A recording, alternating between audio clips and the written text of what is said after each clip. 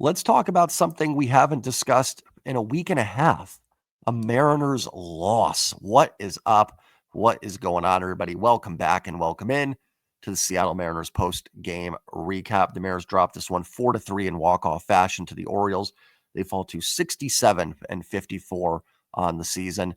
They are now 4 up on a playoff spot, a game and a half up for the first wild card, and a game behind the Houston Astros for first place in the division. As always, before I go any further, if you can like the video, win or lose, I'm here. I'm going to recap all the games. So it still helps out the channel tremendously, even during the losses. Subscribe if you're new or lurking. I tend not to get as many subs after the losses, but hey, if you're checking out the video, hit that sub button. I'm closing in on 5,000.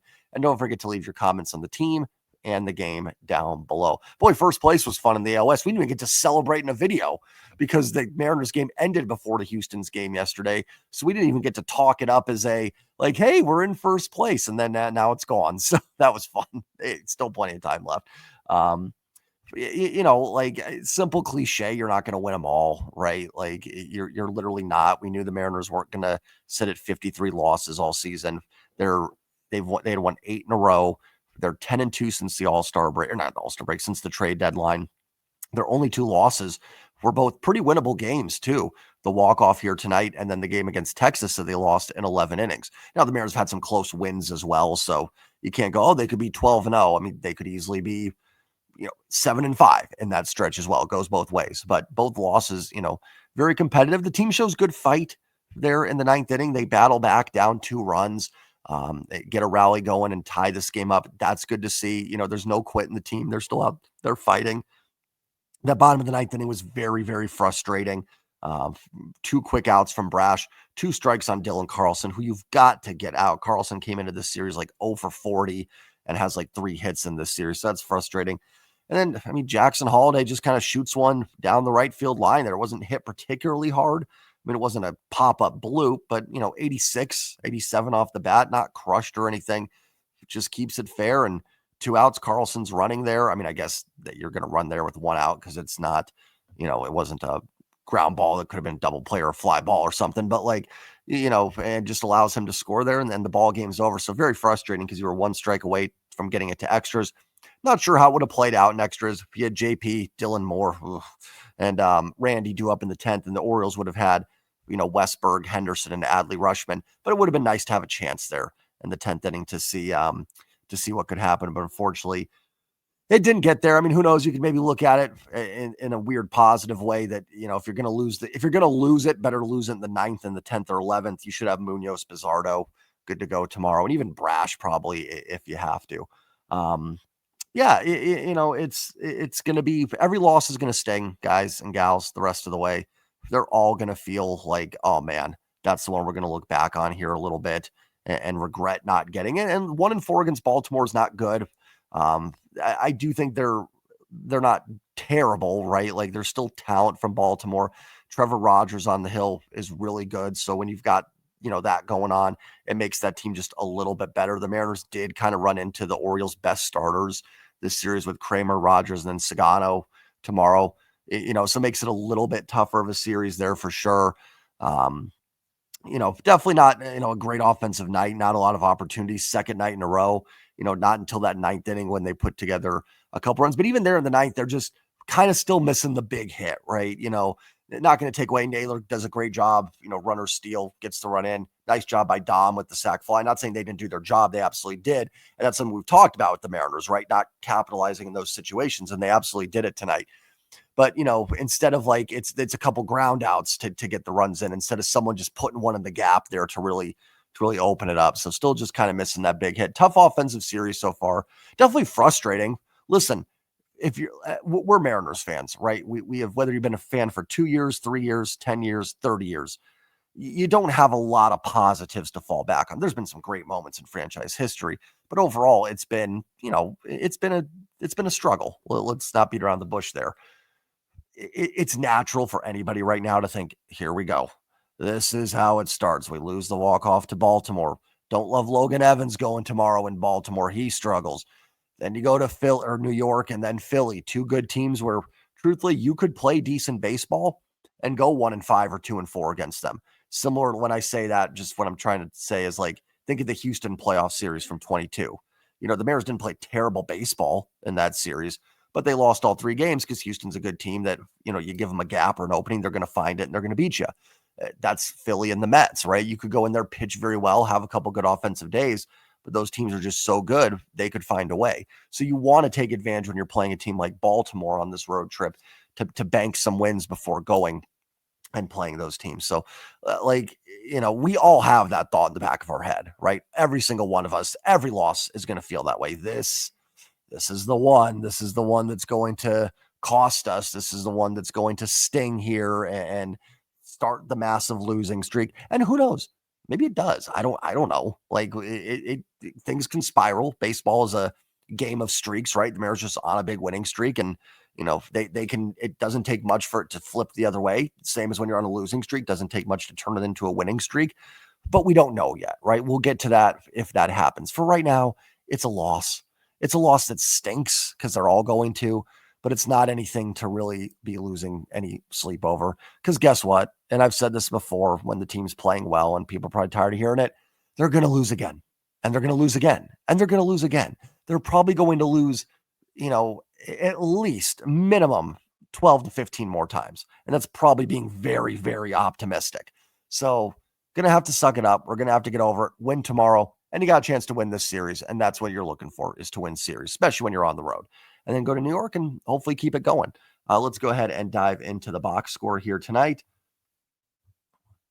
Logan, that's the Orioles. Let's put on the Mariners here. Logan Gilbert, 6 1/3, 4 hits, 2 runs, both earned, 2 walks, 6 strikeouts, 79 pitches, 50 strikes. Logan was fantastic for most of this game. Super frustrating. The Mariners squeak out that run, and then 1 pitch later, Mountcastle hits the home run. Baseball, sometimes it happens. I think you could have made a case to leave Logan in there, bottom of the order for Baltimore. Only at 79 pitches. Listen, it's hot out there. Like, it's humid. I mean, Logan was in a lather from the first pitch. And we've seen Logan where, gives up the hard contact there. Mountcastle, I think Mayo had a hit. And we've seen innings spiral away from Logan before. So I'm not going to actually, some people might disagree. I'm not going to get too hard on Dan for that, or be too harsh on him for it. Gabe Spire has been one of the best relievers in baseball this year. It's not like Dan took out Gilbert and went to Casey Legumina or even Carlos Vargas, who actually threw the ball really well today. That was good to see. Gabe Spire has been one of the top left-handed relief pitchers in Major League Baseball. Dan went to him. Jeremiah Jackson puts one to right field. Dylan Moore lets it ricochet off, weird bounce. Orioles go up 3-1. I mean, sometimes baseball just happens, right? Like, that run could have been hit off Logan. It could have been hit off Spire. Could have been hit off Munoz. Sometimes it happens. Gabe's got to be better. He's got to get those outs there. He's brought into a situation where, up or tied 1-1. You want to get that to the 8th, 9th with Rogers coming out of the game and hopefully score. Couldn't do it. Gabe was not good today. He'll be better next time. Sometimes your best guys aren't at their best. Logan probably deserved a better fate than a no decision today. Like I said, ends up with the 2 earned runs there. Good to see Logan going deep into the game. That's been one really nice thing from the starting pitchers here recently. They're starting to get their feet underneath them, and that's going to be huge down the stretch, because offenses can come and go in baseball, right? Like, even the best offenses can be stopped by great starting pitchers. Mariners offense has been good. Trevor Rogers shut him down. Dean Kramer shut him down. Is it frustrating? Yeah, we want this offense to get to everybody, but it's not going to happen sometimes. So you need your starting pitchers locked in, and they really have been here going back to the trade deadline, and they're getting deeper into the games. So really encouraging start from Logan Gilbert here, and hopefully setting kind of not the standard, but getting this team back to more the 23-24 pitching staff that we've seen, which would just be a huge boost for this team down the stretch here. I said Spire didn't pitch well, 2/3 inning, 3 hits, 1 run, 1 earned. That ball took a weird bounce there that Jackson hit. We'll talk about Dylan Moore. Trust me, we'll get into him. Spire's been great. Wasn't tonight. Carlos Vargas actually pitched really well in his 8th inning shutout inning with no runs, no hits, no walks, and a strikeout. Frustrating finish for Matt Brash. Looked great through the first 2 hitters, and then Dylan Carlson lines a solid base hit into right field on 2 strikes. That's frustrating. And then Holiday kind of goes down, golfs that slider into right field. I don't really know what to make of an outing like that, because Holiday didn't crush the ball or anything. You got to get Carlson out. I think that's what you'd say there for Brash. With 2 strikes, got to put Dylan Carlson away and give your guys a chance to win in the night. I don't think Brash was like awful or anything like that, but you got to get a guy like Dylan Carlson out there in the ninth. No excuses. Matt Brash should be retiring Dylan Carlson. So that was the pitching side. Give up 4 runs tonight. Yeah, sometimes it just felt like one of those games that baseball wasn't letting you win. Did have that vibe to it a little bit. Let's look at the lineup. 6 hits, 1 walk, 3 runs. They do rally in the 9th inning. At least made it interesting. Tough at the top of the order. Randy and Cal both 0 for 4. It probably would have been a game we would have talked about being fortunate to win, just because, you had some of the hiccups from Spire. Logan letting go of that 1 run. You're top of the lineup doing nothing today. You're not going to win a ton of games with Randy and Cal doing that 1 and 2. They've got to have better performances than that. Real nice game from Julio, 2 for 4 with the triple and a single. Julio starts both run scoring innings. The triple was huge, and then the base hit gets the 9th inning going. Gino, a little better today, 1 for 3 with a walk. I mean, the guy's on base twice. That's good. Would have been nice if he could have gotten that run in the 7th inning. Naylor ends up coming through and getting it done. But good to see Gino at the base hit. Good walk there in the 9th inning. And a stolen base. That double steal was fun. So better day today for Gino. Naylor 1 for 4, did have 2 RBIs. Doing exactly what we've talked about, getting the runs in from third, right? That's just, I have so much faith in Josh Naylor when he's at the plate there, especially when you have a runner at third, less than 2 outs. He gets Julio in the 7th. And then in the 9th inning, perfect. 2nd and 3rd, nobody out, down by 2 runs, pulls the ball, which allows the run to score. And the guy from second moves to third. Beautiful, beautiful job there by Josh Naylor. Would I have preferred a 3-run home run into the warehouse out there on, oh gosh, what's the street? Orioles fans, you watch it. Remind me of the street name out there. What is it? It's like something, it's going to drive me nuts now, but it would have been great to see him put one out there, but he got the job done. That's what you're looking for. So many times through talk about this team not executing in critical situations, and Naylor did it in that at bat. Garver was 0 for 3. Dom Canzone pinched it. Another guy just got the job done, didn't mess around. First pitch, has a ball he can elevate, gets it done, gets the run in. Nice job for Dom. Tough day for Polanco, 0 for 4. JP actually decent, 2 for 3. Dylan Moore 0 for 3 with a couple strikeouts. I mean, then he drops the fly ball that was a foul ball. It didn't end up mattering, really. I mean, maybe it did, because then Carlson because he ended up getting on base in that at-bat, and then he comes around and hits quicker and gets the potential game-winning run, on base. So who knows? Maybe it does hurt him a little bit. I thought he misplayed the Jeremiah Jackson double. That could have just been a tough bounce. Did have a really nice catch early in the game. He is just so lost. I'm so tired of talking about it. You can't play him. He is absolutely unplayable right now. There's 30 other guys. I'd rather stick Donovan Solano right now in there and let him plod along in right field and see what happens right now. I mean, it's just to that point. He's not rosterable. You can't keep him up there. I mean, he is, and it's sad too, because I love Dylan. He's been a great Mariner, his longest tenured Mariner. He's had a really nice career. Certainly not rooting against, man. He's up there. I'm like, please get into one here, Dylan. Come on, man. Like, have a hero moment, and that's what's so great about this sport, is that I think more than any other sport, you can have a rough year, but a hero moment to just make it all go away. Like, I mean, Adam Frazier, he was, 2022 Frazier is better than Dylan Moore this year, but like, he wasn't very good that season, but man, I'm not going to forget him getting the game-winning hit in that wild card series. But you can't. I mean, Dylan just bringing you nothing. I'm tired of talking about it. I don't necessarily blame Dan too much for him playing. Like, if he's going to be on the roster, you do have to play him at some point. I mean, I guess you technically don't. But, getting Dom a day off against Rogers isn't the worst thing in the world by any means. And Dylan's kind of your guy up there who's had a good history of hitting lefties. So you put him out there and hope maybe something's worked. The issue is you got to get him off the team or throw him on the IL or something and let him hang with the guys. I don't know. Good news is, though, Victor Robles has made 2 rehab starts.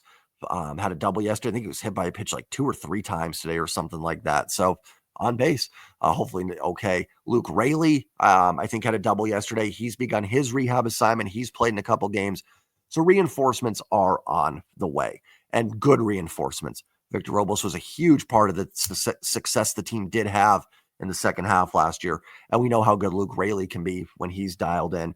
And it will allow you to, even against the lefty, instead of Dylan Moore, you have Victor Robles out there. You have Luke Raley to pinch hit later in games. Like in that 10th inning, had it gotten there, Dylan Moore would have had to bat. There would have been nothing you could do. You could have sent Mastroboni up there potentially, but Mastroboni probably would have ran for Polanco. Now you'll have Luke Raley who can bat in that situation. So really going to help the roster overall here. I don't want to harp on Dylan too much. I've said for a month now he's got to go. I certainly understand that, even though he had the drop fly ball, he's probably still a decent defender, good base runner.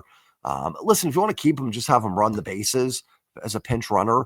Fine. Like I won't fight them too much on that. In the playoffs, it's actually super valuable.